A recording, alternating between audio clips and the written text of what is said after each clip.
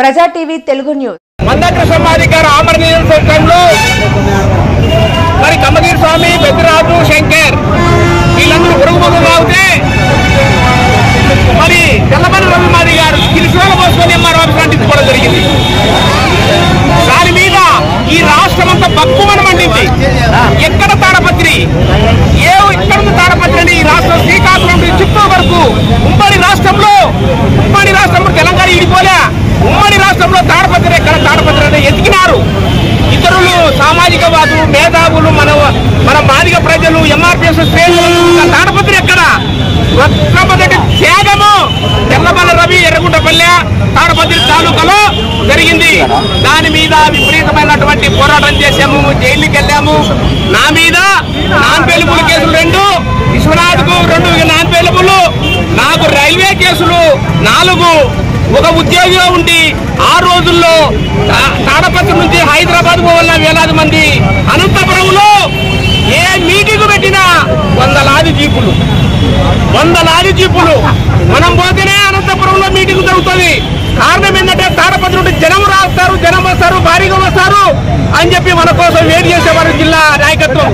అట్లా ఒక బ్రహ్మాండమైనటువంటి పోరాటం జరిగింది. మరి రవి చనిపోయినప్పుడు దాదాపు వారం రోజులు ఈ బస్సు డిపో మూతేయడం జరిగింది. బస్సు డిపో ఒక్క బస్సు కూడా బయట రానిలే. మిత్రులారా, ఆ రోజు నాయకత్వము చాలా మంది మరి మాకు సహకరించినటువంటి మనందరికీ సహకరించినటువంటి వాళ్ళు చాలా మంది చనిపోయారు.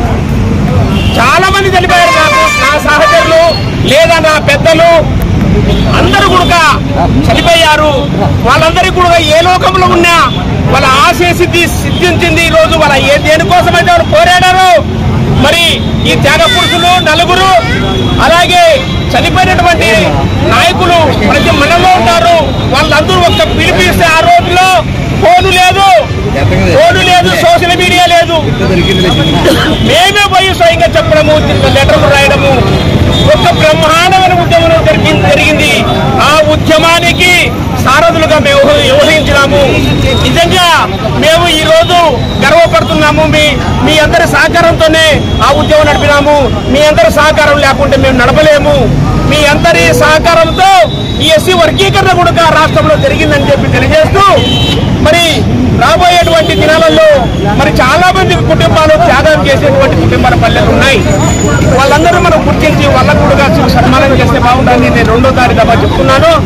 దానికి మరి అన్ని రకాలుగా ఇక్కడ ఉన్నటువంటి కమ్మగిరి రాముడు, విశ్వనాథు, మరి నా సహచరులు, నేను కానీ మనందరూ ఇప్పుడు ఉన్నటువంటి కమిటీ మనందరూ కూర్చొని చర్చించి వాళ్ళ కిందగా సన్మానం చేస్తే మనం మా జాతిని గుర్తించినట్లు అవుతుంది. చాలా చేస్తారు. డబ్బులు లేకపోతే అడగచ్చి హైదరాబాద్ కానీ లేదా అనంతపురం కానీ జీపులు పెట్టారు. ఊర్లో పోతే డీజే పట్టించారు, ఊర్లో పోతే అన్నం పెట్టారు. నిజంగా వాళ్లకు ఎంత చేసినా కూడా నేను వాళ్ళని రుణం తీర్చుకోలేదని తెలియజేస్తున్నాను. నాకు సహకరించినటువంటి వాళ్ళందరూ కూడా చాలా మంది చనిపోయారు. నిజంగా వాళ్ళందరికీ ఏ లోకంలోనూ కూడా ఈ యొక్క విజయము వాళ్ళకి అంకితము. మందకృష్ణ గారు కూడా ఎవరైతే పోరాటంలో సులుబాబు చనిపోయినారో, అంతేకాక దీనికి సహకరించిన వాళ్ళు కూడా చాలా మంది చనిపోయినారు. ఈ విజయము మంది కాదు, వాళ్ళు చనిపోయినటువంటి ఆ తండ్రి జీవులదే విజయం అని చెప్పి అన్నగారు కూడా చెప్పారు. నిజంగా వాళ్ళందరూ కూడా రాబోయే రోజుల్లో వాళ్ళ కుటుంబాలను గుర్తించి సన్మానం చేస్తే బాగుంటుందని నా ప్రతిపాదన. ఈ ప్రతిపాదన కమ్మగిరి రాముడు కూడా ఆయనతో చర్చిస్తాము. ఎందుకంటే ఆర్థిక సంబంధించిన విషయాలు కాబట్టి ఏ ఒక్కరి నిర్ణయం తీసుకోవడానికి కుదరదు. మరి వేలల్లో లక్షల్లో సంబంధించిన విషయము వాళ్ళకి సన్మానం చేస్తే నిజంగా వాళ్ళు ఏ లోకంలో ఉన్నా వాళ్ళు చనిపోయేట వాళ్ళ భార్య కానీ లేదా వాళ్ళ కొడుకు కానీ సన్మానం చేయాలని నాకు కోరిక ఉంది. ఆ కోరిక తీరితే బాగుంటుంది. వాళ్ళకు గర్వించినట్టు ఉంటుంది.